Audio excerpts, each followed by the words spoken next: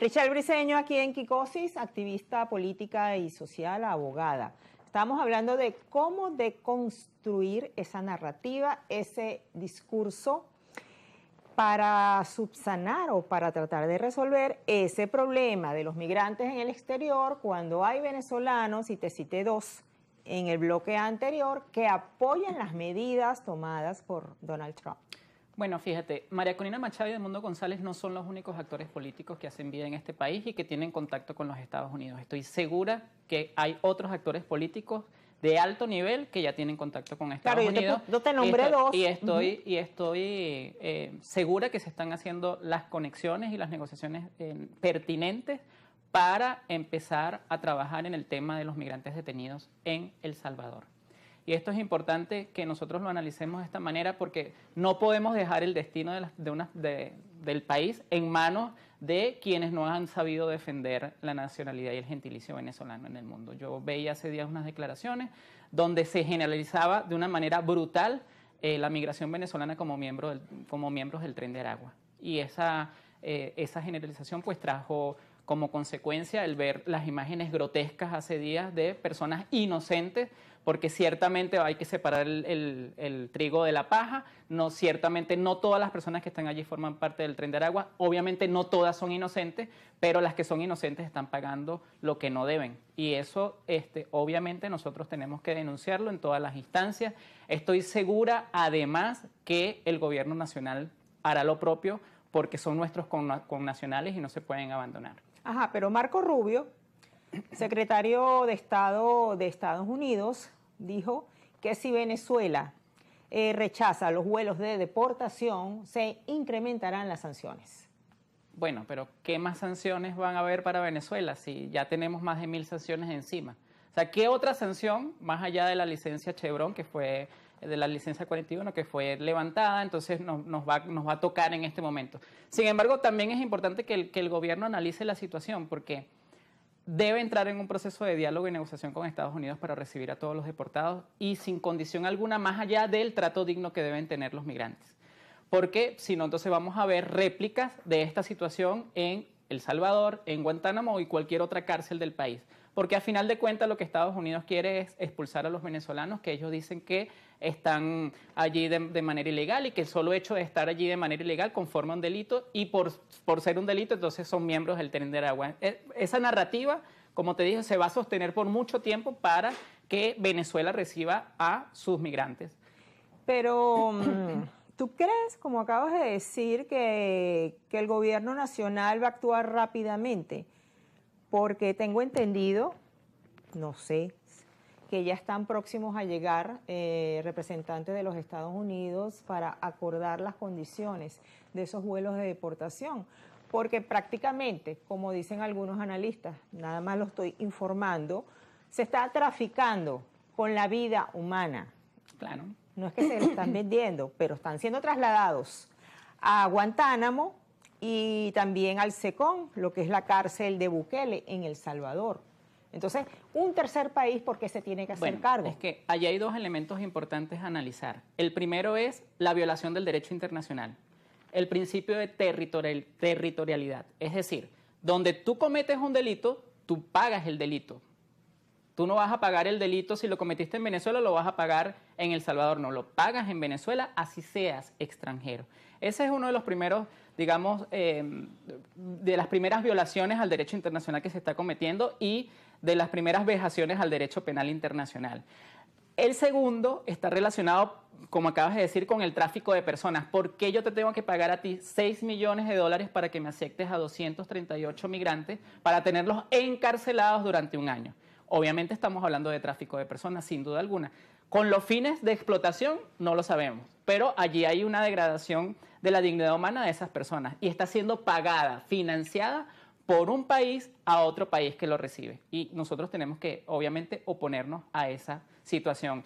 Y volviendo al tema de la negociación, de los acuerdos entre Venezuela, Estados Unidos, El Salvador, la negociación tiene que ser rápida, tiene que ser expedita, porque si no, entonces vamos a tener a muchos más venezolanos siendo víctimas de esta trata de personas. Y las autoridades venezolanas tienen que tener, digamos, los pies bien puestos sobre la tierra para ir, para conversar, para ofrecer.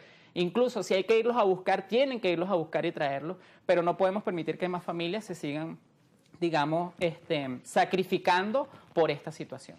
Mira, el presidente de la Asamblea Nacional, Jorge Rodríguez, le recomendó a los venezolanos no ir hacia los Estados Unidos para evitar, dada esta situación tan explosiva, ¿no? Y no corran ningún riesgo.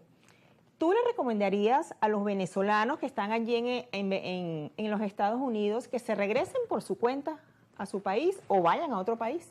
Mira, volver a su país siempre es lo ideal, porque nuestras raíces es donde nosotros realmente nos nutrimos. Ahora, en Estados Unidos está pasando algo que es muy preocupante, y es que los venezolanos que fueron a presentarse ante las autoridades migratorias fueron las personas detenidas y deportadas a El Salvador.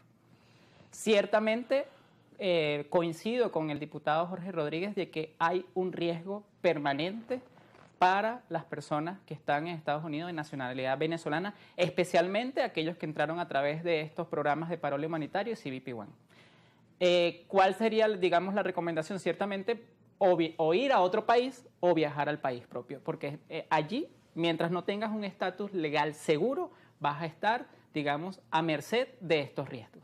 Y los que tienen residencia sin tener la nacionalidad, en caso de que, bueno, no la pudo renovar. Aún con ellos no hay ningún problema, ni con quienes tienen nacionalidad o quienes tengan doble nacionalidad. Mejor no demos Hasta ideas. este momento no demos idea porque al parecer están recibiendo. Ahora, es importante también entender que ese tema de la violación de derechos humanos que hay con los migrantes en El Salvador debe también analizarse desde casa, ¿no? ¿Por qué? Porque es injusto que nosotras y nosotros estemos denunciando lo que ya está pasando, pero nosotros acá estamos, digamos, en situaciones similares con algunos presos políticos. No podemos ser luz para la calle y oscuridad para la casa. Nosotros deberíamos estar dando el ejemplo. Además, en este punto, creo que es una circunstancia bastante oportuna y pertinente, entendiendo la situación que están viviendo los migrantes fuera del país, en que los venezolanos nos sentimos unidos frente a esa causa. Y ahorita podría ser digamos, el espacio ideal, el momento ideal para que las autoridades venezolanas de buena fe actúen en consecuencia, así como están actuando con estos presos que están en El Salvador, bueno, actúen en consecuencia con los que se encuentran aquí, que no han pasado por un debido proceso, que no han tenido derecho a la defensa, que no han podido acceder a un abogado de confianza. Y eso sería lo justo y eso, de una otra forma, formaría parte de ese camino de encuentro y reconciliación que bastante necesita el país. ¿Cuánto peso representa esa baraja que tiene el gobierno nacional de tener aquí en Venezuela, creo que 9 estadounidenses? Bueno, 6 estadounidenses y 150 extranjeros que también han denunciado, pero fíjate, esos son los números, ¿no? Y sobre esos extranjeros, 150 extranjeros, dentro de los cuales hay 6 estadounidenses, se dicen que también se les ha violado el debido proceso, el derecho a la defensa, la comunicación con sus familiares. De una otra forma, estamos viendo como un espejo, ¿no? Claro, pero yo te lo preguntaba, ¿cuál sería esa figura de negociación que tiene el gobierno nacional con esos, vamos a referirnos a los estadounidenses, que están aquí para llegar a un acuerdo, bueno, con los representantes de los Estados Unidos? En definitiva, un canje. O sea, hay personas que lo pueden ver que es una situación antiética, pero es necesaria. Es necesaria si quieres recuperar tus connacionales, digamos, de la manera más pronta y rápida posible. Es una decisión política. Obviamente es una decisión totalmente política. Voluntad política de ambos gobiernos. Cero jurídica. Cero jurídica. Porque si fuera algo jurídico, entonces los migrantes que están en El Salvador no se encontrarían allá. Estarían pagando sus penas en tierra estadounidense. Y también he escuchado casos de venezolanos que fueron trasladados a Guantánamo y después a la cárcel de Bukele. Entonces, el despelote. No, es que no tienen seguridad jurídica. Y como no hay seguridad jurídica, obviamente tienen que ir a un proceso de negociación política. Y la posibilidad de que los tribunales allá en los Estados Unidos, bueno, hay uno que derogó creo que hasta el 21 de marzo la medida y Trump mandó a destituir al juez. Entonces es una cosa que no se están cumpliendo tampoco las normativas. De una u otra forma, eso habla del conflicto de la democracia estadounidense, donde la separación de poderes, obviamente, digamos, es una de las características principales de la democracia y hoy día está en riesgo porque ciertamente un juez anuló esa decisión de ser trasladados los migrantes a El Salvador, igual fueron trasladados, ¿no? O sea, primero disparas y después pides disculpas. Algo así fue lo que sucedió entonces con esta. Vamos a la pausa nuevamente, Richelle, aquí en Kikosis, y retornamos en pocos minutos.